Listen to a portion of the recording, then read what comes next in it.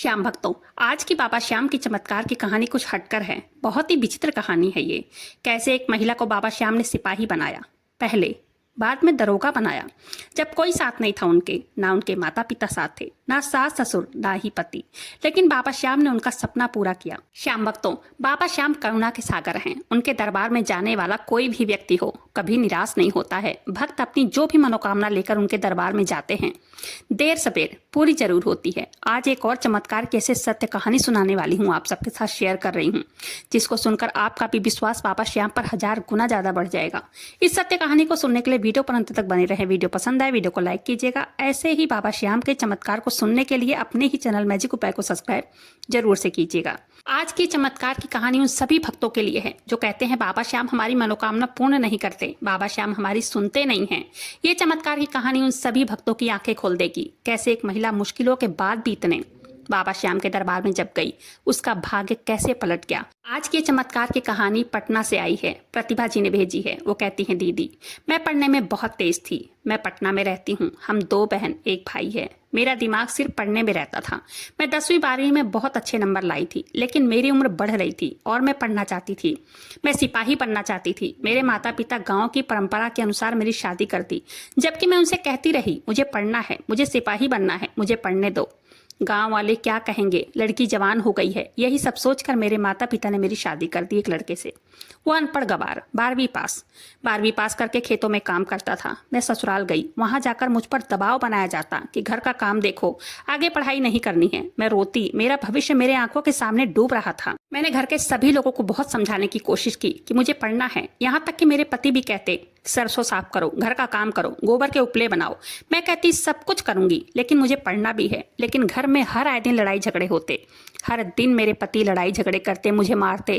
रात को चुपचाप पढ़ती। मेरी बड़ी बहन मेरा सपोर्ट करती थी। उस बीच में प्रेग्नेंट हो गई, मुझे एक बेटा हुआ। घर में सब बहुत खुश थे।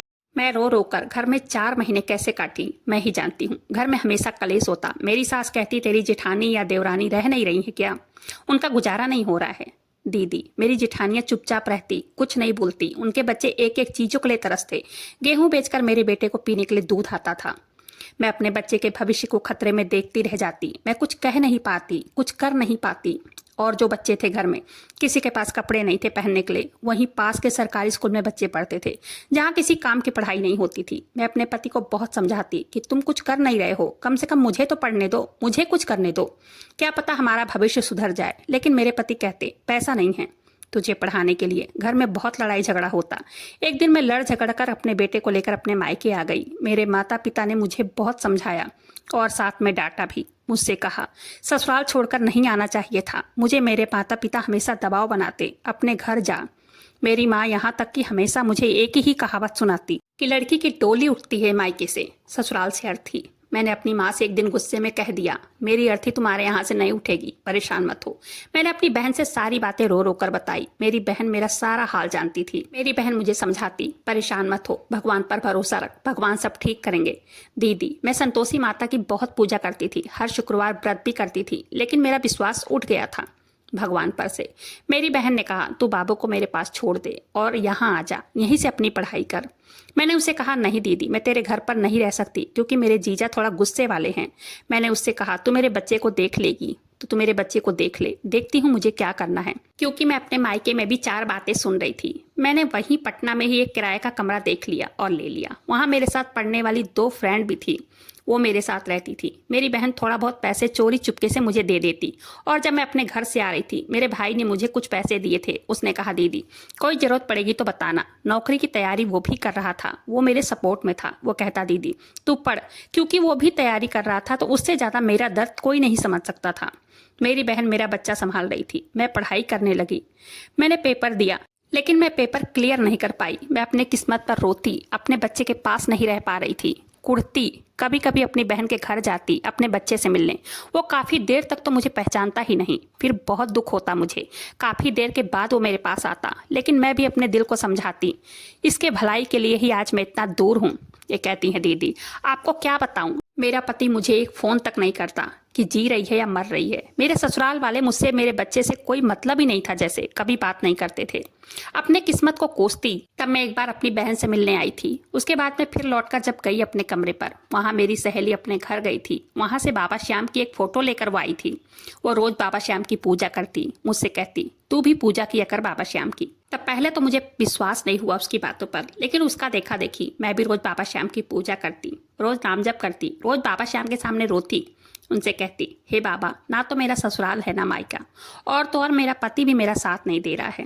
रोज़ बाबा श्याम से प्रार्थना करती। पढ़ाई करके मैंने फिर से पेपर दिया, लेकिन मैं फिर से फेल हो गई। मैं एकदम टूट गई, डिप्रेशन में जा रही थी मैं। मुझे समझ में नहीं आ रहा था कि मैं क्या करूं। मुझे भी लगने लगा कि क्या पता मेरे माता पिता, मेरे पति सब ठीक कह रहे हैं। अब मैं अपने बच्चे से दूर नहीं रह पा रही थी। मैं अपने ससुराल जाने के लिए सोचने लगी। मैं अपनी बहन से सारी बातें बताई कि दीदी मैं बार बार फेल हो जाती हूँ, मैं सोच रही हूँ घर चली जाऊँ। मेरी बहन कहने लगी कौन सा मुंह लेकर जाएगी, देख ले तुझे मैं क्या बोलूँ, जो तेरी मर्जी होकर। तब मेरी दोस्त ने कहा बाबा श्याम की भक्त होकर हार मान रही है, बाबा श्याम जरूर तुझ पर कृपा करेंगे। वो लोग तो वहाँ मौत से रह रहे हैं, क्योंकि उनके माता पिता उनको खर्चा भेज रहे थे। उनकी शादी भी नहीं हुई थी, लेकिन मेरा आधा मन तो मेरे बच्चे के पास लगा था। एक दिन हम फ्रेंडों ने मिलकर खाटू धाम जाने के बारे में सोचा। हम तीनों फ्रेंड चले गए खाटू धाम। दीदी मैं आपको क्या बताऊं, पहले ही विजिट में वहां दर्शन करके आने के बाद मेरा पेपर क्लियर हो गया। मैं सिपाही बन गई। मेरी खुशी का ठिकाना नहीं रहा। मैं बाबा श्याम को धन्यवाद करने गई फिर से 1 साल के बाद खाटू धाम। मेरे बाबा ने मेरी फूटी किस्मत चमका दी। आखिरकार मैंने नौकरी ज्वाइन किया और बहुत खुश थी। मेरी नौकरी के बारे में मेरे ससुराल वालों, मेरे मायके वालों को पता चला। सभी का फ़ोन मेरे पास आने लगा। ये कहती हैं दीदी, जब मेरे दुख के दिन थे कोई मेरा साथ नहीं दिया, और जब सुख के दिन आए, जब बाबा श्याम मेरा साथ दिए, बाबा श्याम न होते, मेरा साथ न देते, तो आज मैं कहीं की न होती। रोज बाबा श्याम के सामने बैठकर मैं रोती थी कि बाबा मेरे जीवन को सुधार दो, नहीं तो मैं कहीं की नहीं रहूंगी। आखिरकार आज मैं सिपाही बन गई। मेरे पति का बार बार फोन आता कि आ जाओ अपने घर। पहले ये नहीं था, पहले तो किसी का फोन मेरे पास नहीं आता था। यहाँ तक कि मेरे पति तैयार हो गए थे, जहाँ तुम्हारी नौकरी है वहीं हम लोग साथ रहेंगे। आज बाबा श्याम ने मेरी किस्मत पलट दी। मेरा प्रमोशन हो गया, मैं दरोगा बन गई हूँ। थैंक यू बाबा श्याम। आज मैं अपने पति बच्चों के साथ अलग रहती हूँ। मेरे पति भी अब पटना में यही काम करते हैं, मैं भी अपने ड्यूटी पर जाती हूँ। मेरे बच्चे का भविष्य आज बाबा श्याम ने उज्जवल कर दिया। आज बाबा श्याम की कृपा मुझ पर खूब हुई है। जैसे मुझ पर हुई है वैसे ही सभी भक्तों पर हो। बाबा श्याम से प्रार्थना है हम पति पत्नी अपने बच्चों को लेकर जब भी समय मिलता है खाटू धाम चले जाते हैं। बाबा श्याम बहुत दयालु हैं। उनके दरबार में जो व्यक्ति हार कर पहुंच जाता है, बाबा श्याम उसके भाग्य को बदल देते हैं। थोड़ा समय लगता है, लेकिन होता जरूर है। प्रतिभा जी कहती हैं दीदी आज मैं अपने जीवन में बहुत खुश हूँ। सच, बाबा श्याम का सहारा जिसको मिल गया उसका देर सबेर बेड़ा पार होना तय है। मैं आपके चैनल के वीडियो रोज देखती हूँ। मुझे खाटू वाले का चमत्कार सुनना बहुत अच्छा लगता है। प्रतिभा जी कहती हैं अगर नाम जप करने के बाद, पूजा पाठ करने के बाद भी कोई असर न दिख रहा हो, तो हमें ये समझ जाना चाहिए बाबा श्याम हमारे प्रारब्ध को नष्ट कर रहे हैं। जैसे ही आपका प्रारब्ध नष्ट हो जाएगा, आपका भाग्योदय हो जाएगा। इनके साथ हुई चमत्कार की सत्य कहानी यहीं पर समाप्त होती है। वीडियो पसंद आए वीडियो को लाइक कीजिएगा, अपने ही चैनल मैजिक उपाय को सब्सक्राइब जरूर से कीजिएगा। बाबा श्याम नाम का जयकारा दिल से लगाइएगा। मिलते हैं फिर ऐसे किसी वीडियो के साथ, तब तक के लिए जय श्री श्याम, हारे के सहारे की जय हो।